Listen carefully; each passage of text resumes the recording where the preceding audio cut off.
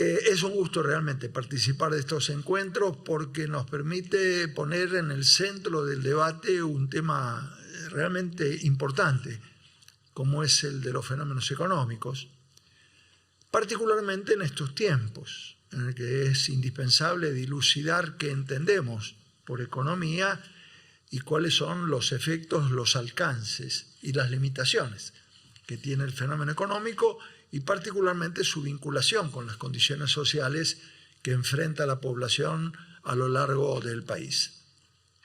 Hay dos o tres verdades de perogrullo al principio previas a la presentación. La primera es una afirmación que me parece pertinente y es que los problemas económicos no tienen solución económica. Los problemas económicos tienen solución económica, social, política, cultural, tecnológica, antropológica, ética. Es una cosa mucho más compleja. Esta simplificación peligrosa que se ha hecho de la aproximación a los temas económicos conducen a esta errónea idea de que es posible aplicar automatismos. Subo la tasa de interés, baja la inflación. Eso realmente queda largamente demostrado que no es así. Y es esencialmente porque no se comprende la complejidad de factores que determinan el comportamiento de la economía de un país. Entonces, el primer elemento, decía en algún momento Scalabrini Ortiz, si hay algún tema de economía que no entendés, preguntale a un economista, pedirle que te explique. Si hay algo que te quedó sin entender, volvé a preguntarle. Y si seguís sin entender, te está mintiendo. Entonces vamos a procurar, no pregunte más de una vez, por favor. El tema básico es que nos exige el poder aproximarnos a una comprensión mayor del fenómeno económico, particularmente cuando uno piensa en las responsabilidades que tenemos que asumir todos como integrantes de organismos sociales, de organismos públicos, en distintos lugares del país, y por lo tanto hacer frente a algo que se ha procurado imponer, que es el suponer que hay un único modelo. Esto desde dos perspectivas, tanto lo que escuchamos que nos dicen, este es el único camino, como también la visión de organismos internacionales como el Fondo, que plantean un modelo uniforme para todos los países, como si realmente tuviera sentido que dada la diversidad de condiciones de los países, fuera posible aplicar la misma receta.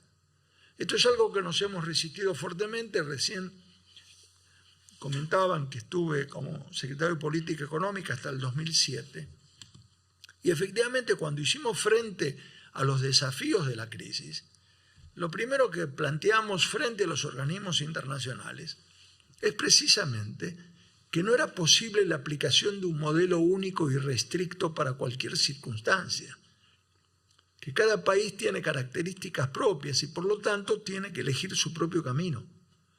Hay elementos comunes naturalmente, pero en general tiene características propias que justifican el que cada país encuentre su orientación, su camino propio. Y cada región tiene características distintas.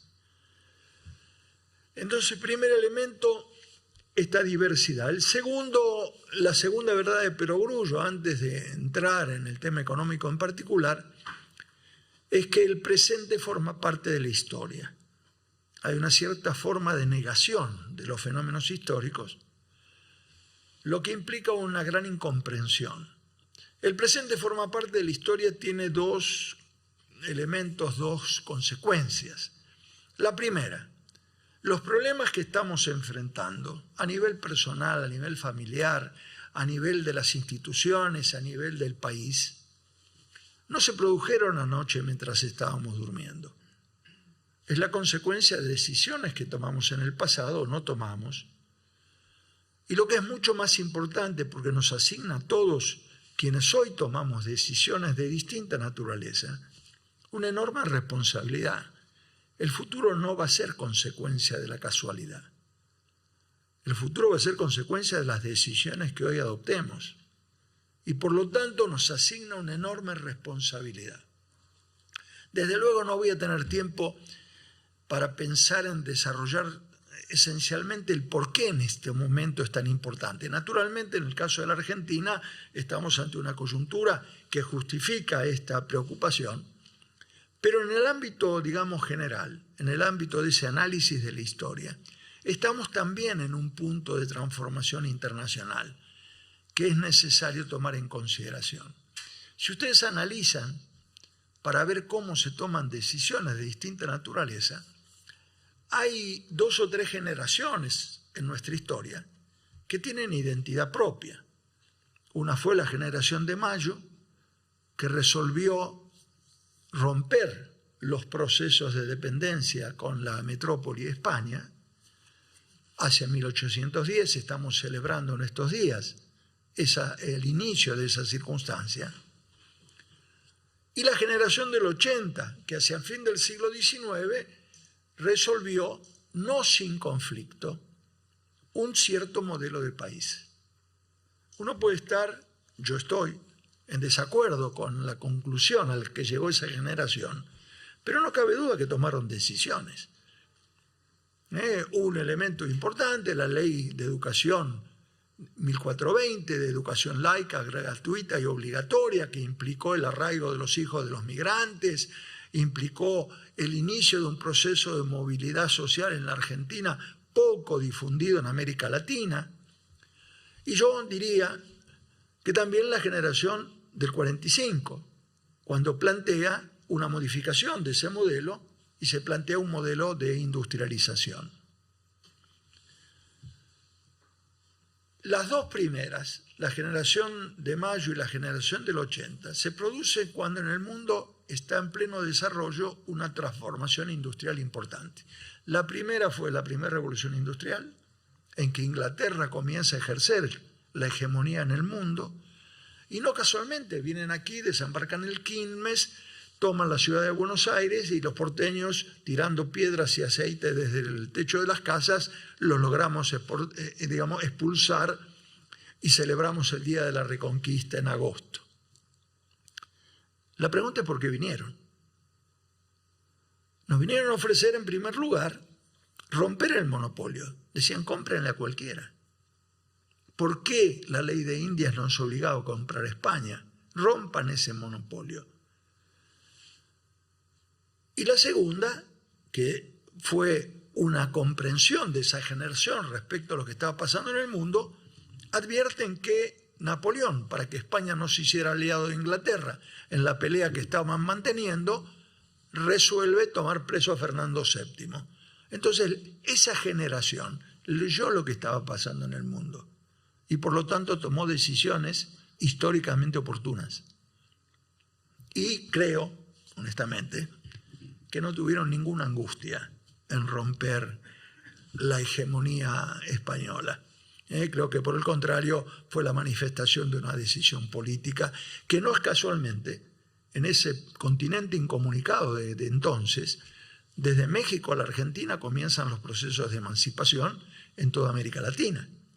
En 1810 los mexicanos lo celebran el 16 de septiembre, nosotros el 25 de mayo, pero todos empezamos un proceso leyendo lo que pasaba en el mundo, viendo la disputa hegemónica que había. Y a fin del siglo XIX, después de una guerra civil como la que tuvimos, en que la provincia de Buenos Aires permaneció 7 años fuera de la Confederación Argentina, no fue sin conflicto. Evidentemente había formas distintas de percibir la realidad. Y por lo tanto, tomaron decisiones, están expresadas incluso intelectualmente, civilización y barbarie, decía Sarmiento. Estaba expresando la grieta, es decir, la existencia de 2 formas de percibir la realidad y de 2 grupos sociales que representaban esas distintas formas de percibir y de desear la realidad. Razón por la cual Pellegrini pierde la pelea. Él quería ser un país al Estados Unidos con desarrollo industrial y agricultura, pero se impuso una visión totalmente diferente.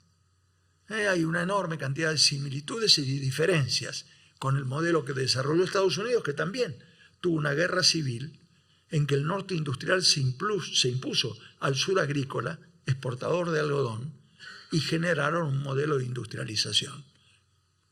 Tomaron decisiones, les costó 1 millón de muertos. No son decisiones gratuitas, son puntos de inflexión histórica. Entonces, en este momento, en el mundo, se está produciendo un tercer fenómeno de transformación. A partir de 1973, con la crisis del petróleo, se está determinando una profunda transformación y la evidencia la tenemos. ¿Tenemos que volver al mundo? Sí, pero tenemos que saber qué está pasando en el mundo.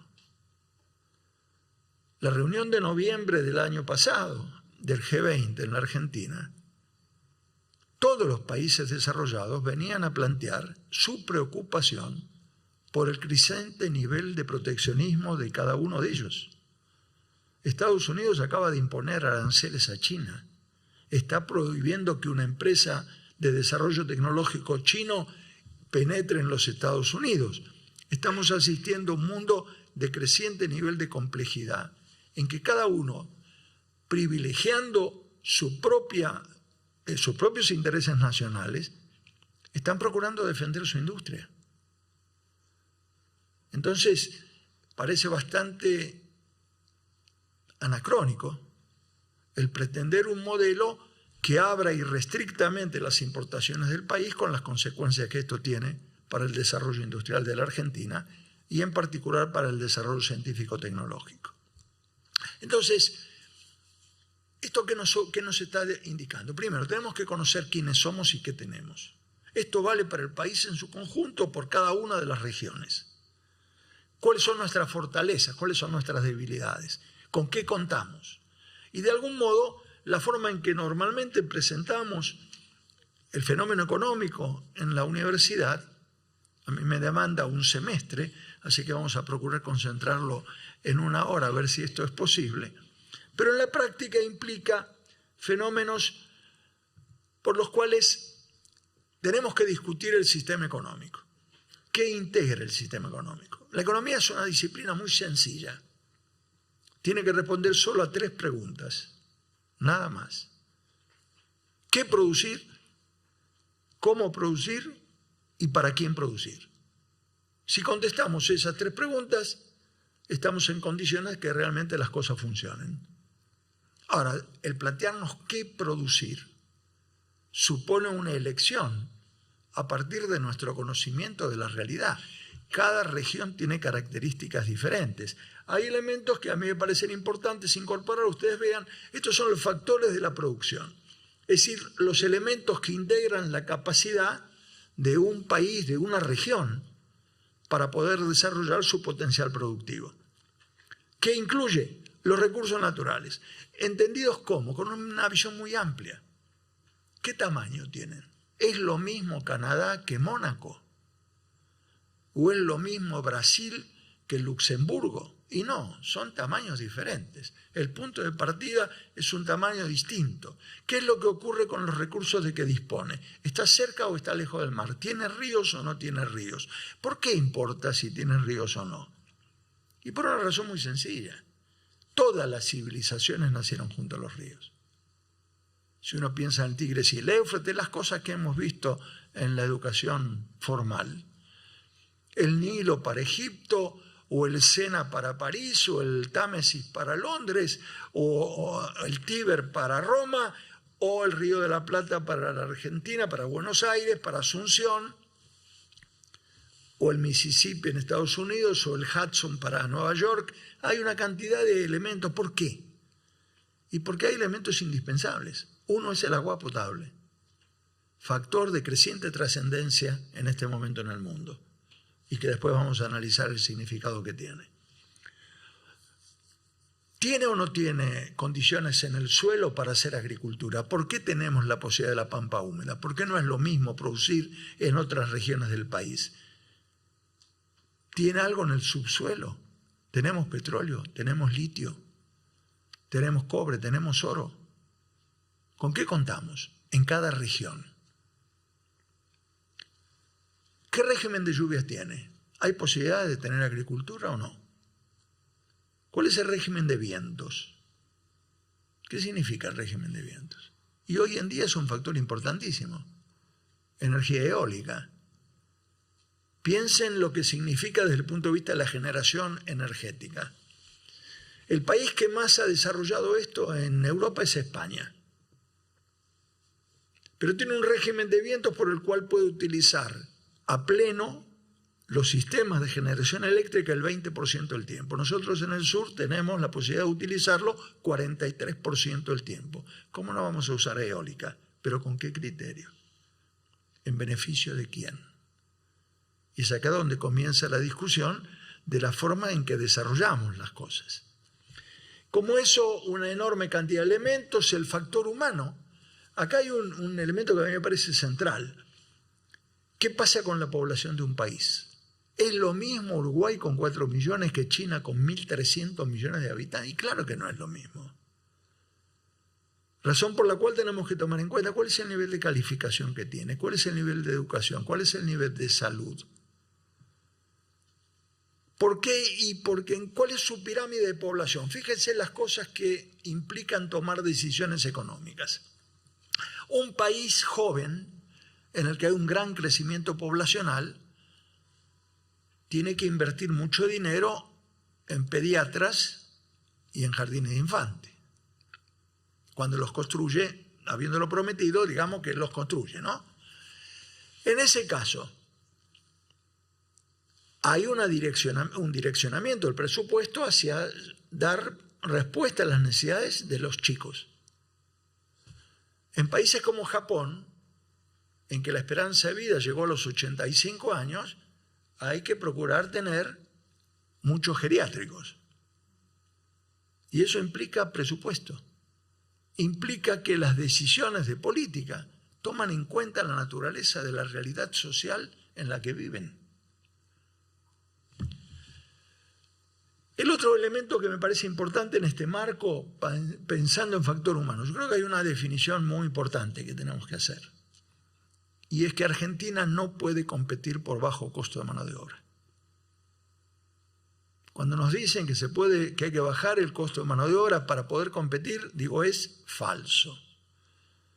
No podemos competir con Vietnam, con Indonesia, con Malasia, con Bangladesh, con China o con India por bajo costo de mano de obra. La única opción que tiene la Argentina es competir a partir del nivel de calificación de sus trabajadores, de sus técnicos, de sus profesionales y de sus científicos. Y esto implica decisiones. Implica que tenemos que comprender el significado que tiene, además del hecho de que constituyen los ingresos de esa población la base fundamental del mercado interno que le da vida a la pequeña y mediana empresa. Entonces ahí tenemos dos elementos. Uno, ¿cómo hacemos para alentar la producción? ¿Cómo es posible que tengamos casi un 50% de capacidad ociosa? Es decir, los equipos de pequeño no necesitamos esperar una lluvia de inversiones. Está ahí movilizada. Las pequeñas y medianas empresas que han tenido que tapar sus máquinas con plástico, como nos ocurrió en 2001-2002, y que nos está volviendo a ocurrir, son el potencial de producción que tenemos disponible en la medida en que entendamos que simplemente recuperando la capacidad de compra de una parte importante de la población podemos recuperar el nivel de actividad económica como nos pasó a partir de 2003, en que empezamos a crecer, decían muchos, a tasas chinas. ¿Por qué? Porque aprovechamos ese capital instalado. Y el tercer componente es el tema del capital. No hablo acá de capital financiero. Estoy hablando de cuál es la inversión que ha hecho el país en todos los elementos materiales que precisa para crecer. ¿Qué pasa con las maquinarias? ¿Tenemos edificios o no? No podemos hacer educación sin edificios. ¿Qué pasa con las carreteras? ¿Qué criterio hemos tenido con los ferrocarriles? Y ahí vienen los debates importantes en el desarrollo de la Argentina cuando planteamos la constitución del capital, es decir, el acervo de bienes materiales que permiten desarrollar la producción, aprovechar los recursos naturales y el esfuerzo productivo de la gente. ¿Con qué lo hacen? Con elementos materiales, con carreteras, con tendidos eléctricos, con construcción de fábricas, con maquinaria. Eso es lo que constituye el capital del país. Pero tenemos que tener sentido de cómo lo utilizamos. Para dar una idea muy inicial de este fenómeno. Argentina tiene un costo de logística que por cada dólar que exportamos tenemos un costo de logística 27 centavos. Estados Unidos tiene 7. Pero ellos transportan 60% de la carga por ferrocarril y nosotros cerramos los ferrocarriles. Porque supuestamente le convencieron a doña Rosa que no había que tener subsidios. Todos los ferrocarriles del mundo están subsidiados por sus gobiernos. Porque lo importante no es cuánto gana la compañía ferroviaria. Lo importante es que si ponemos en marcha el proceso ferroviario, las economías regionales van a poder competir bajando el costo de flete y por lo tanto en condiciones de recuperar el enorme potencial productivo que tienen nuestras economías regionales. Y aquí, no a partir de un discurso, de un hecho concreto. Ese mundo al que tenemos que volver está experimentando un cambio notable en términos de lo que demanda. Está demandando crecientemente productos con identidad de origen, con identidad cultural, no elementos masivos. Estamos pasando del consumo masivo al consumo personalizado. Hay un proceso de transformación en los contenidos productivos del mundo y están demandando productos nuevos. Fíjense, hemos dejado, yo digo siempre un poco en broma, un poco en serio, hemos dejado de ser el tango y Maradona en el mundo. Somos el tango, Maradona y Malbec. ¿Por qué? Porque es un producto irrepetible. Porque logramos aprovechar una característica fundamental de la Argentina, que es la diversidad. Y eso es lo que está hoy en el centro de las demandas de buena parte del mundo. ¿Por qué? Por 1000 razones. Yo no quiero profundizar demasiado porque me entusiasmo y terminamos no terminando de armar las cosas. Pero hay fenómenos que realmente justifican este proceso de transformación en la demanda internacional. Un solo ejemplo. Europa utiliza su tierra hace 3000 años. Para poder seguir manteniendo actividad agrícola, tiene necesidad de la utilización de agroquímicos en cantidades realmente pavorosas. Existe entonces una demanda creciente por productos alimenticios, orgánicos, que no tengan agroquímicos. Y eso es lo que podemos hacer desde Argentina. Nosotros no podemos caer en la simplificación de admitir el uso irrestricto de agroquímicos. Si Monsanto y Bayer en Estados Unidos han recibido una sanción económica por el uso de glifosato, ¿cómo es posible que nosotros estemos intentando ahora modificar la localización de las escuelas para poder seguir metiendo glifosato? Parece una contradicción. Parece no entender lo que está pasando en el mundo. Y una parte entonces es esto, aprovechar lo que tenemos. Hay un componente adicional y es el tipo de tecnología que vamos a usar. ¿Compramos toda la tecnología o somos capaces de crearla? Y acá viene otro de los debates importantes. ¿Por qué entendemos que es indispensable mantener el financiamiento de educación superior y de ciencia y tecnología? Porque estamos en condiciones realmente de desarrollar una estrategia diferente. Argentina está en condiciones de ser proveedor de tecnologías intermedias para una parte importante del mundo, toda América Latina y África. No le vamos a vender, aunque lo hemos hecho. Compitiendo con Francia y con Canadá, hemos vendido un reactor nuclear experimental a Australia. ¿Por qué? Y porque tenemos una escuela de física en la Universidad de La Plata desde 1920. Y Einstein vino en 1925 a esa universidad porque entendía que tenía colegas con los que podía discutir. Entonces no lo creamos. Hace 100 años estamos desarrollando la Escuela de Física de la Universidad de La Plata. Y esa es la base por la cual somos capaces de construir una central nuclear. Entonces, eso forma parte del capital que tenemos. No es un hecho de la coyuntura, es la acumulación de un capital de conocimiento que lleva más de 100 años. Entonces, cuando vemos esto del sistema económico, tenemos que comprenderlo en su totalidad. Segundo, con estos elementos, recursos naturales, factor humano, capital, tecnología, armamos unidades de producción en 3 grandes sectores: el extractivo, la industria y los servicios. El debate acerca de qué proporción tiene cada uno es parte central de la discusión del desarrollo de un país. Industria sí o industria no. El patrio, digamos, lo que nos están diciendo es la patria es el campo.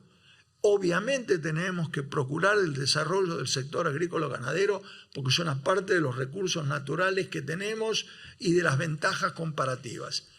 ¿Pero eso es excluyente del desarrollo industrial? ¿O es excluyente del desarrollo de servicios, de telecomunicaciones a partir de satélites o de todo lo que somos capaces de hacer? Lo que no podemos hacer es sesgar hacia un lugar u otro. Tenemos que procurar un país diversificado en su producción. Y para eso un equilibrio importante en los sectores de la producción. Acá hay un elemento importante y es esos sectores de la producción. Este es un largo debate, Venimos discutiendo sobre si industria sí, industria no, desde 1945 y en el ámbito internacional, PREALCI, la CEPAL y una cantidad de organismos internacionales vienen justificando teóricamente incluso el desarrollo industrial en América Latina.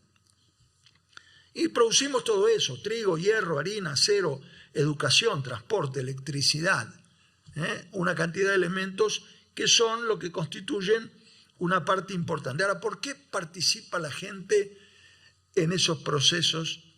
¿Por qué el dueño del campo lo pone a producir? ¿Por qué un empresario pone en marcha su empresa? ¿Por qué un trabajador va a trabajar? Esencialmente por la remuneración, para obtener un ingreso.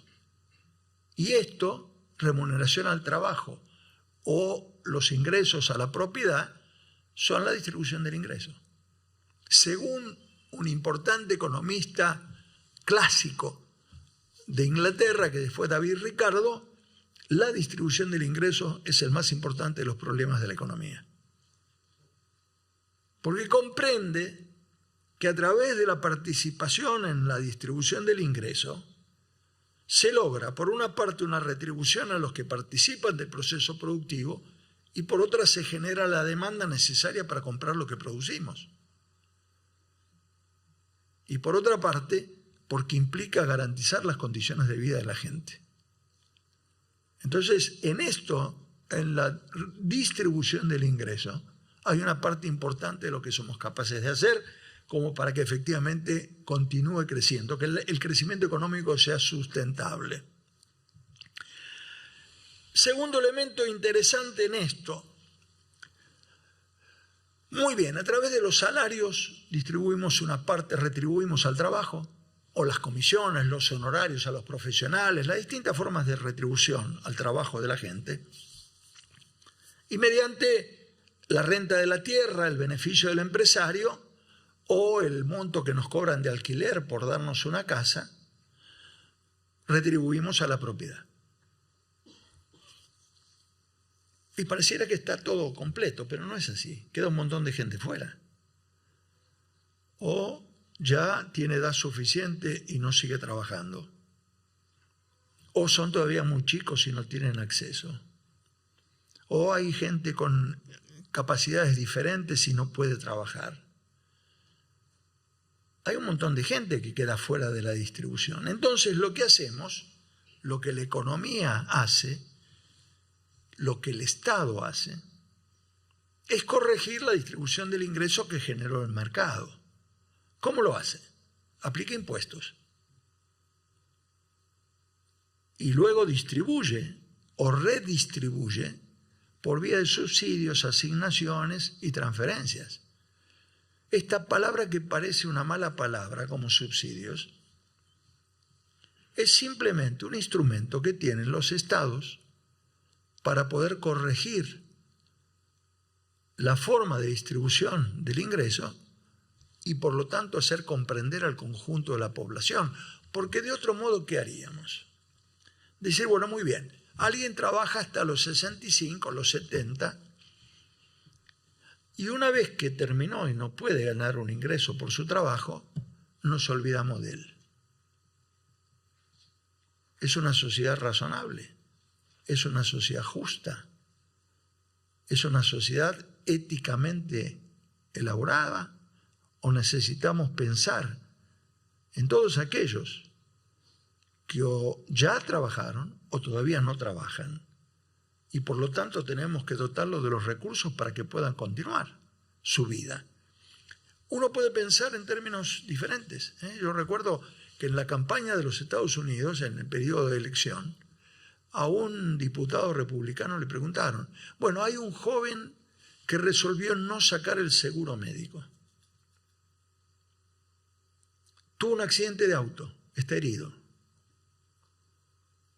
¿Qué hacemos? Porque no tiene seguro. ¿Cuál fue la respuesta? Él eligió. Él eligió. Eligió no pagar el seguro, dejémoslo morir. ¿Es este el tipo de sociedad que nosotros queremos? ¿O es una sociedad que comprende la necesidad de sostener a todos sus integrantes? Entonces, ese es uno de los debates fundamentales que tenemos que hacer. ¿Cuál es la dimensión ética de la sociedad? La economía no comprende esos fenómenos.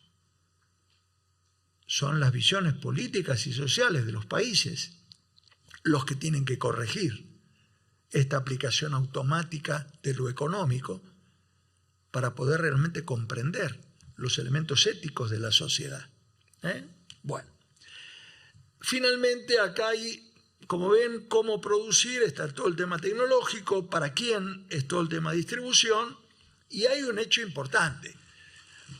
No es un hecho, no vivimos aislados, esto parecería un país cerrado, pero no, está el resto del mundo. Y con este resto del mundo tenemos un montón de decisiones que tienen que ver con, por ejemplo, el capital.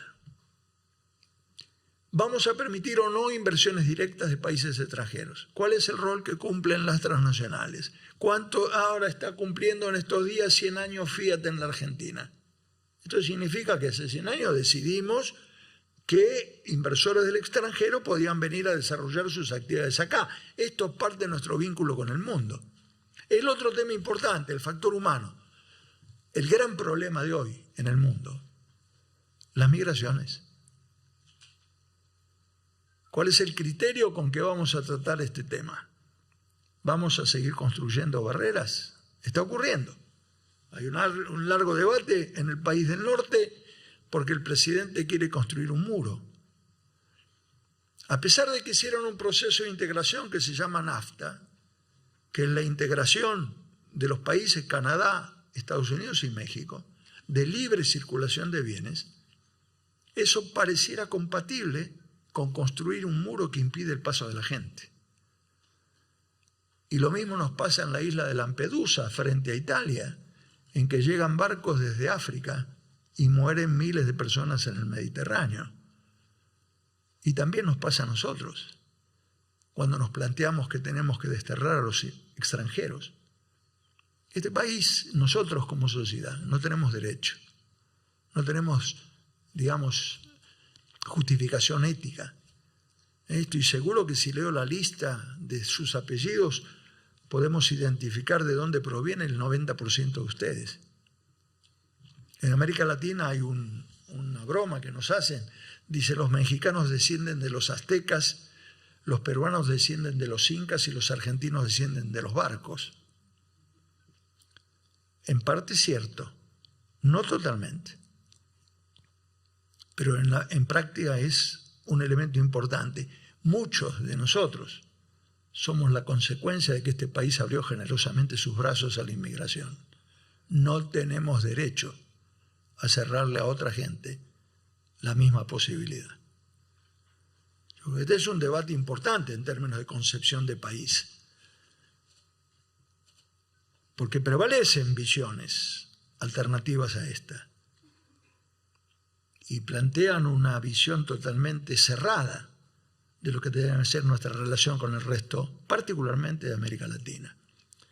Pero bueno, ahí tenemos una cantidad de elementos. En tecnología, el pago de regalías, si viene una tecnología nueva, tenemos que pagar un derecho para poder usarla. Es decir, hay 1000 vinculaciones que tenemos con el resto del planeta. Este es un poco el esquema de cómo funciona la economía. Naturalmente hay toda una dimensión monetaria, el valor del dólar, qué es lo que pasa con el riesgo país, hay 1000 elementos, pero esto implica lo que llamamos la economía real, la que crea riqueza, la que la distribuye, particularmente con criterios que tienen que ver cómo preservamos las condiciones de justicia en términos de esa distribución. No es posible que admitamos que un país que produce alimentos para 400 millones de personas esté teniendo chicos con hambre. Yo creo que está en el eje de la contradicción más profunda de la Argentina. No podemos admitir que una persona que se jubila diga que come una vez por día porque no le alcanza. Contribuyó a la creación de la riqueza del país. No tenemos derecho a olvidarnos de sus derechos. Entonces todo eso, de algún modo, conforma cómo diseñamos las políticas económicas. Cuando yo escucho economistas que dicen, bueno, subo la tasa, baja la inflación, hago esto, no funciona así, Detrás de cada decisión económica hay un efecto social. Yo decía en algún momento, si a un médico se lo acusa de mala praxis, porque por ineptitud mató a un enfermo, ¿cómo es que los economistas no tenemos la acusación de mala praxis si cuando con nuestras decisiones estamos matando de hambre a una parte de la población? Hay una responsabilidad evidente. Tenemos que asumirla. Tomar decisiones en materia económica implica tener clara conciencia de cuál es el efecto social que se deriva de esa decisión. Porque de otro modo parecería que la economía es un mecanismo, hay un automatismo mecanicista y se toman no es así. Tenemos que tener detrás de cada decisión la conciencia de sus efectos. Cada decisión que tomamos cada uno de nosotros tiene consecuencias y nos tenemos que hacer cargo de esas consecuencias. Bien, un elemento importante que yo quería compartir con ustedes en esta síntesis tan breve es qué objetivo persigue realmente la economía de un país. Uno puede pensar desde luego en procurar mantener el crecimiento, pero un debate que hemos tenido a lo largo de muchos años, desde los 70 en América Latina, es que no es lo mismo crecimiento que desarrollo. Crecimiento es simplemente el incremento del producto. Desarrollo significa la participación del conjunto de los integrantes de la sociedad en ese crecimiento al que han contribuido. Entonces, ahí viene un fenómeno bien interesante y es, bueno, ¿cómo concebimos el fenómeno económico? ¿En qué medida responde a este propósito de una más equitativa distribución del ingreso? Y tenemos algunos mandatos históricos. Yo lo voy a llevar muy lejos del mandato histórico. 1000 años atrás, un pueblo de América precolombina, maya, el pueblo maya, tenía un libro sagrado que se llamaba el Popol Vuh. Y una de las cosas que analizaban en ese libro, además de los factores de carácter sobrenatural, era una reflexión acerca de la sociedad. Entonces los mayas se plantean, entre otras cosas interesantes, ¿qué cosa es un buen gobierno? Fíjense, 1000 años atrás. No tiene nada que ver con la realidad presente, no los influimos para nada. Los mayas pensaban lo mismo. ¿Qué cosa es un buen gobierno? ¿Saben lo que dijeron los mayas en su libro? Un buen gobierno es el que logra que todos se pongan de pie, que nadie quede atrás. A mí me parece una síntesis perfecta del concepto que tiene que ver con cuál es el sentido que tiene el desarrollo económico. En qué medida realmente tiene que comprender al conjunto de los integrantes de la sociedad. Y esto es lo que dijeron 1000 años atrás. Entonces hoy nos preguntamos, ¿en qué medida hemos cumplido ese mandato tanto tiempo después? Muy bien. ¿Esto qué es? Acá estamos planteando qué nos pasó en los últimos, desde el momento de la recuperación de la democracia. En la parte de abajo está cuánto producimos cada uno de nosotros, es decir, el crecimiento del producto. Y en la medida que vamos hacia arriba, crece la desigualdad. En la medida que venimos hacia abajo, es mayor la igualdad. ¿Qué es lo que podemos ver? Que hubo periodos muy fluctuantes en la Argentina. Hubo periodos, por ejemplo, en el caso de Alfonsín, que hubo una fuerte concentración del ingreso inicial y luego una caída de la producción que nos llevó a la hiper del 89. Se inicia el periodo de Menem y comienza el crecimiento, al principio con algo de distribución, pero luego rápidamente nos vamos a un proceso de concentración que todos sabemos que llamamos la convertibilidad. Un pequeño número de gente, particularmente en esta región, alcanzó mejores condiciones de vida. Bueno, luego hemos tenido un largo proceso que va desde la crisis de 2001 en adelante, que es esta línea que baja, en la que se ha logrado un crecimiento económico con distribución. No incluí todavía los últimos 3 años. No me quiero amargar. Porque hemos tenido una caída del producto y una creciente concentración del ingreso. Y los resultados están a la vista.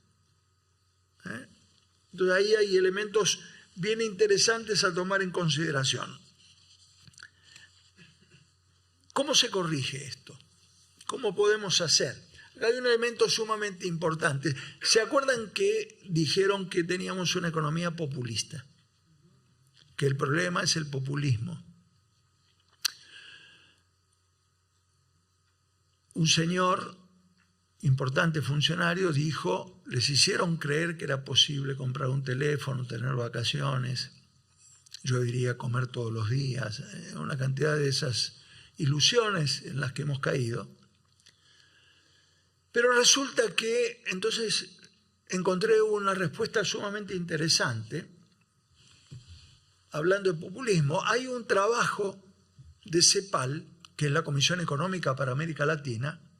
Su directora en Montevideo hizo un estudio comparativo de cómo se distribuye el ingreso en Europa y en América Latina. Estos son los países europeos, el Reino Unido, Portugal, Grecia, España, bla, bla, bla. El rojo es la distribución del ingreso, que es relativamente mala al principio, pero luego los gobiernos redistribuyen, la línea amarilla que está ahí, dice que redistribuyen hasta el 40% de la distribución original del ingreso. Hasta el 40%. ¿Cómo lo hacen? Con un sistema impositivo progresivo. Pagan más los que más ganan. No con el IVA, que es regresivo. Porque paga lo mismo con el IVA el que gana 100.000 pesos que el que gana 8. No es equitativo. En cambio, un impuesto a las ganancias o a los réditos o a la propiedad tienen un factor totalmente vinculado con el nivel de capacidad de pago de la gente. Y luego los redistribuyen mediante subsidios, asignaciones y transferencias. Por ejemplo, en buena parte de Europa, educación superior gratuita, como en la Argentina. Es interesante ver dos cosas. Una, que en nuestro caso, los populistas, logramos redistribuir en el momento más importante de todos, más o menos el 13% de la distribución original. Europa redistribuye casi el 50%, nosotros el 13%. ¿Quiénes son populistas?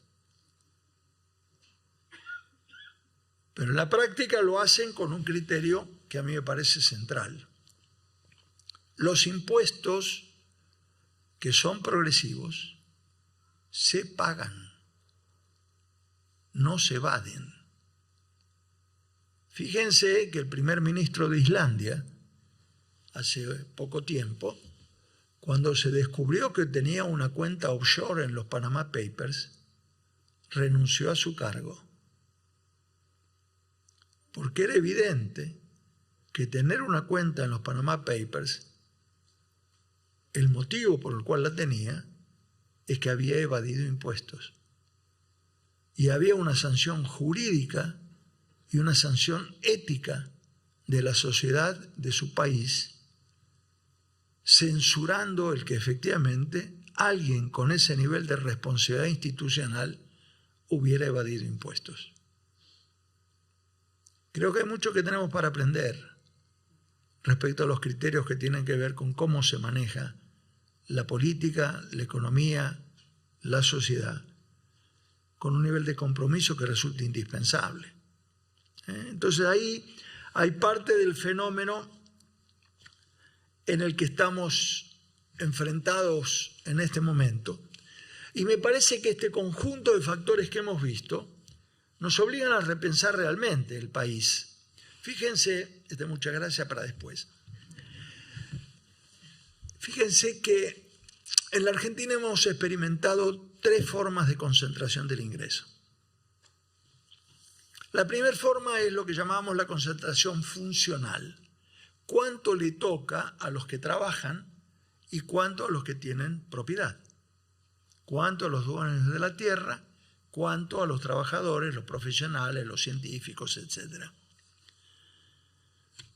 El primer proceso de concentración importante se dio a punto tal que en los 70 teníamos una distribución más o menos 50% cada uno. 50 el trabajo, 50 la propiedad. En el año 2001 llegamos al 25% para el trabajo. Quiere decir que hubo una notable disminución de la participación del salario en la distribución del ingreso. Es una distribución, una concentración funcional, por función. Hay un segundo elemento de concentración personal del ingreso, o familiar, si ustedes quieren. En el año 70 también, el 20% más pobre de la población argentina tenía el 7% del ingreso nacional, que es lo que hoy tiene Francia. Llegamos en 2002 al 2%. Por eso tuvimos que poner en marcha instrumentos de respuesta instantánea, como fue el Jefes y Jefas. Porque si el 20% más rico pierde ingresos, no cambia el auto. Si el 20% más pobre pierde ingresos, no come. Esta es la diferencia cualitativa que tenemos que ver en el momento de la concentración. No es posible. 50% de los chicos de este país son pobres. Yo creo que son los elementos que tienen que movernos a reflexión. ¿Qué estamos haciendo? Particularmente, ¿qué estamos haciendo con el futuro? Porque una forma de compensación, la AUH, la asignación universal por hijos, ¿qué sentido tiene? Por una parte, en el corto plazo, darle algo de recursos como para poder sobrevivir. Pero en largo plazo, ¿cuál es el efecto? Que tenemos la posibilidad de mantener en mejores condiciones de alimentación y salud a una población que dentro de 20 años va a ser la fuerza de trabajo de la Argentina. Nuestra capacidad competitiva del futuro radica en que logremos solucionar los problemas de la infancia. Además del imperativo ético actual de que no es posible que la mitad de los chicos sean pobres, estamos saboteando nuestras posibilidades dentro de 20 años. Y los países no desaparecen. En la práctica vamos a tener la posibilidad, por eso insistimos tanto en la gratuidad de la enseñanza superior en la Argentina. Tenemos que garantizar que una parte creciente de los jóvenes tengan acceso a la universidad. Porque es la forma, primero, de continuar con un proceso de movilidad social absolutamente inédito que hubo en la Argentina. Y por otra, garantizar que vamos a tener una calificación creciente de nuestros científicos, nuestros técnicos, nuestros trabajadores para hacer frente a los desafíos del futuro.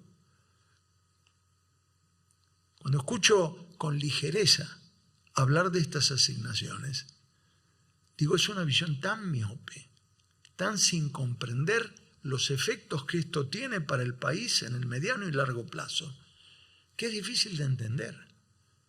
Realmente, o lo atribuyo uno a una total anomia ética o a una enorme ignorancia. Los países crecen a partir de eso. Corea, con lo que es, era un país feudal. Durante 20 años invirtió enorme cantidad de recursos en educación básica. Y hoy es uno de los países industrializados del mundo. Entonces, lo que hay en juego detrás de todo esto que hemos visto es cómo estamos construyendo nuestra capacidad hacia el futuro.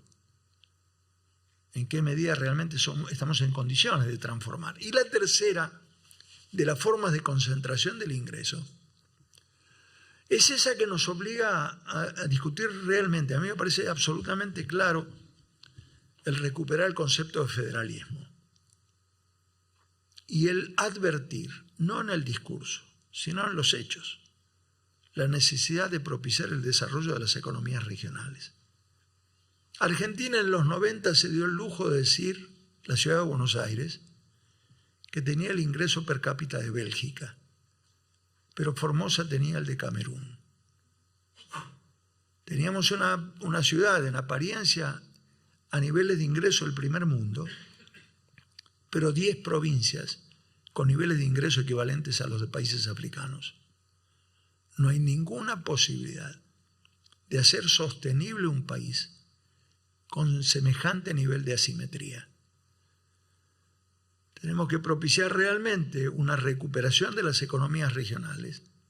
Significa reconstruir el ferrocarril, significa reconstruir y tender toda la energía necesaria hacia las economías regionales.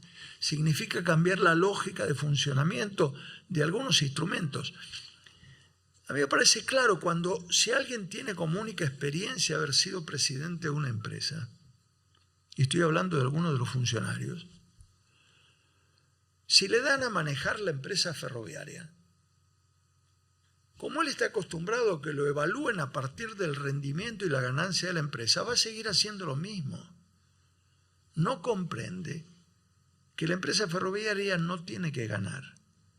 Lo que tienen que ganar son los pequeños productores de todo el territorio que gracias a la eficiencia del sistema ferroviario están en condiciones de incrementar sus niveles de rendimiento, que es la forma en que vamos a poder salir globalmente como país, el que vamos a poder generar riqueza, el que vamos a poder aprovechar la magnífica diversidad que tenemos de climas, de suelos, de productos y de gente en la Argentina. Para eso hay que concebir la infraestructura de transporte, de energía, de comunicaciones, como un elemento tendiente a homogeneizar más. En este marco, estos debates cotidianos que realmente asombran, el distribuir netbooks en el país era una forma de corregir las enormes asimetrías que existen, no solo en ingreso, sino en acceso a la comunicación, en acceso al lenguaje de este tiempo, que es la informática. No se trata de una dádiva, no se trata de una concesión graciosa, se trata de una inversión en la homogeneidad del conocimiento de la gente de todo el territorio del país. Yo creo que estas son las visiones que permiten que la economía se convierta en un instrumento y no en la única razón. Un ex profesor de esta casa, el profesor Erico Calcaño, él plantea muy bien, dice, la lógica es que la economía se subordina a la política, a los conceptos de política distributiva, social, y que la política se subordine a la ética.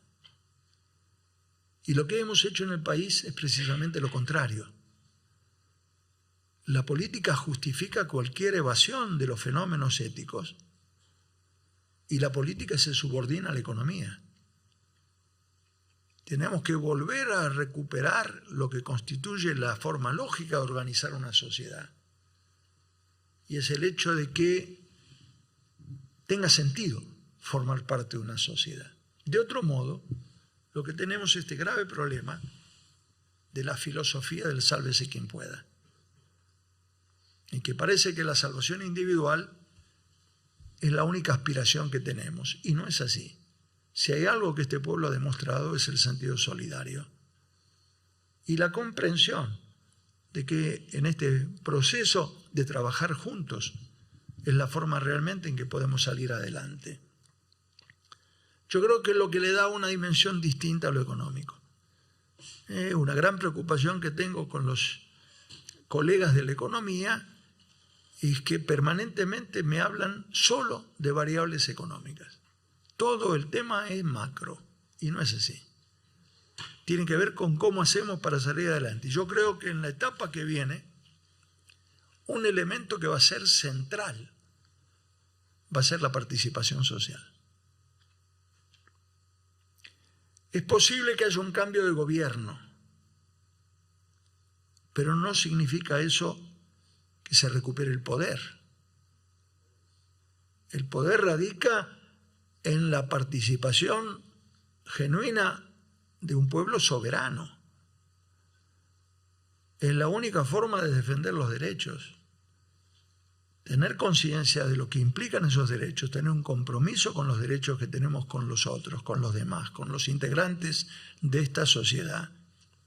Y procurar realmente tener formas de participación para expresar nuestras ideas. Quiero dar un ejemplo. Como les decía, tuve que poner en marcha el Jefes y Jefas. Y desde el punto de vista de la práctica, yo decía, ¿cómo puedo tener la seguridad de que Juan Pérez de Andalgalá, Catamarca, le corresponde la asignación? No puedo. A 2.000 kilómetros de distancia. Razón por la cual constituimos los consejos consultivos a nivel de cada municipio. Y le pedimos a muchas instituciones, a muchos organismos sociales, incluso recuerdo haber hablado con la gente de Cáritas. Le dije, en el lugar donde estén, por favor, formen parte del consejo. Y un intendente me comentó lo que le ocurrió. Dice, mire, yo la verdad que no creía en esto. De un municipio cordobés. Dice, pero les presté el salón de reuniones al lado de mi despacho y empezaron a reunirse. Dice, en una oportunidad escuché que decían, ¿pero cómo? Si este es el esposo de la directora de la escuela, ¿cómo va a cobrar la asignación? Borralo. Y me dijo, y ahí me di cuenta que había esperanzas. Me di cuenta que realmente un proceso de participación de la sociedad puede ser capaz realmente de construir una visión ética del comportamiento de esta sociedad. Y yo creo que tenemos que poner todos los instrumentos, los económicos, los sociológicos, etcétera, para poder salir adelante. De otro modo vamos a cometer errores.